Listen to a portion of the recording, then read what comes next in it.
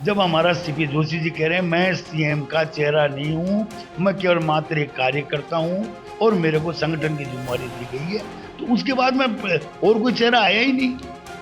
भाई आप चेहरा जब कोई दूसरा आया ही नहीं तो वसुंधरा जी के अलावा कौन है चेहरा है?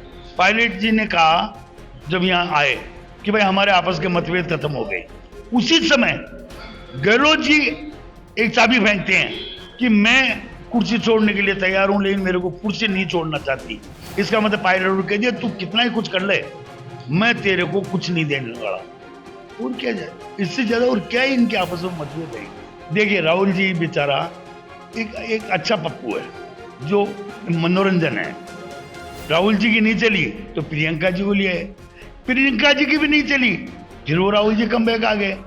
हमारे साथ मौजूद हैं दौसा विधानसभा क्षेत्र से बीजेपी के प्रत्याशी शंकरलाल शर्मा। सीधी बात करेंगे सर, चुनाव की तारीख नजदीक आती जा रही है, किस तरह का माहौल आपको लग रहा है? लगातार फील्ड में जा रहे हैं, जनता से जुड़ रहे हैं और क्या मुद्दे लेकर जनता के बीच जा रहे हैं आप? देखिए मैं दौसा के अंदर जब 2013 में आया था तब से मेरा एक ही मुद्दा है। मेरा मुद्दा ये है दौसा में अमन चैन और शांति कायम रहे, हमारे यहाँ की बदमाशों को दूर करें। सेकंड मुद्दा दौसा का था पहले भी पानी का और आज फिर भी पानी का ही है।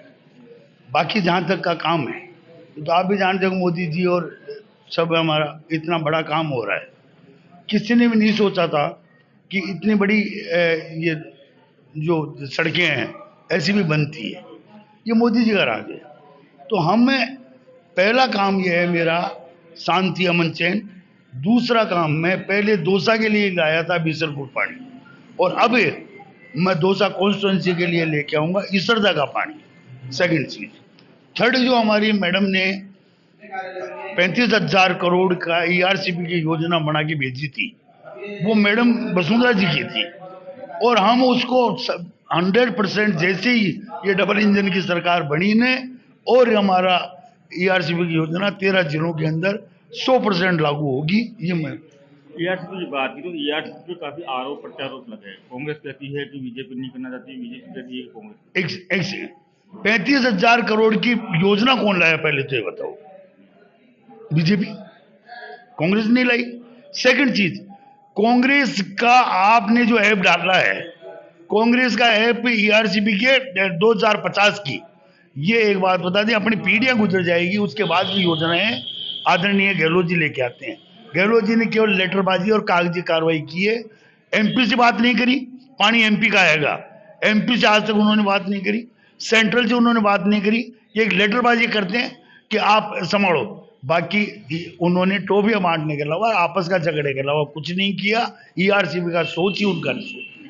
एक सीधी बात कहूँगा कि सरकार लगातार योजना लेकर आई, सारी 7 गारंटियां भी दी, महंगाई राहत कैंप भी चला दी। कितना मुश्किल मानते हैं और कितना इजी मानते हैं अब की बार का चुनाव?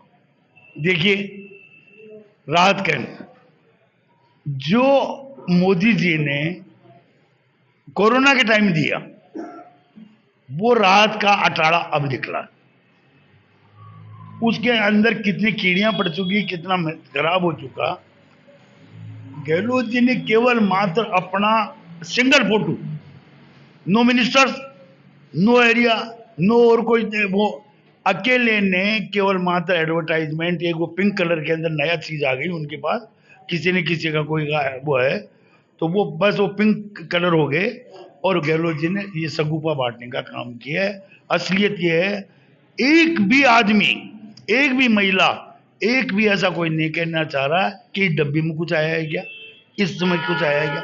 और 2 किलो का आटा जो तुमने वहां पड़ा हुआ था उस समय कोरोना का, उनको बांटने क्या राहत कर रही, कोई असर नहीं हो रहा। आपने मतभेद की बात की थी बीच में, तो बीजेपी में जिस तरीके से तस्वीरें आ रही हैं, ऐसा कहा जा रहा है कि वसुंधरा बगैर जो मतभेद हैं उजागर हो गए और कांग्रेस के बड़े मंत्री उन्होंने कहा था कि वसुंधरा बगैर बीजेपी शून्य। कितना मानते हैं? एक चीज बताओ, मैं 2013 के अंदर चुनाव लड़ा मैडम वसुंधरा ने, 2018 में मेरे को टिकट दिया मैडम वसुंधरा ने, 2023 के अंदर मैं को अगर टिकट मिला है प्रदेश कार्यालय से या मैडम वसुंधरा से, तो मैं कहाँ मतभेद है, कहाँ कुछ नहीं है, कोई है मेरे को तो लगता नहीं है।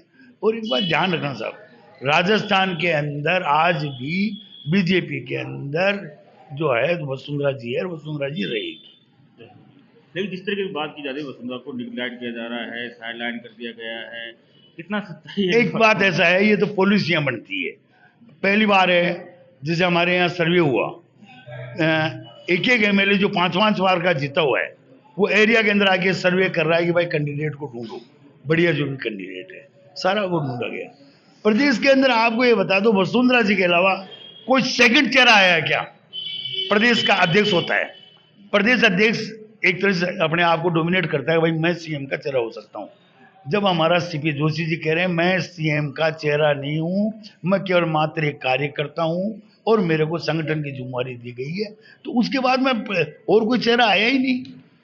भाई आप चेहरा जब कोई दूसरा आया ही नहीं तो वसुंधरा जी के अलावा कौन है चेहरा? इसी बीच में एक सवाल और पूछूंगा, जिस तरीके से गहलोत पायलट के बीच में जो मतभेद रहे थे, क्या लग रहा है कि जिस तरीके से मतभेद का फायदा को बीजेपी को मिल रहा है? 100% मिल रहा है, मिल नहीं रहा, 100% मिल रहा है। आप एक चीज कहिए, पायलट जी, फिर भी मैं एक सोब्रमैन मानता हूँ, पायलट जी ने कहा जब यहाँ आए कि भाई हमारे आपस के मतभेद खत्म हो गए, उसी समय गहलोत जी एक चाबी फेंकते हैं कि मैं कुर्सी छोड़ने के लिए तैयार हूं लेकिन मेरे को कुर्सी नहीं छोड़ना चाहती।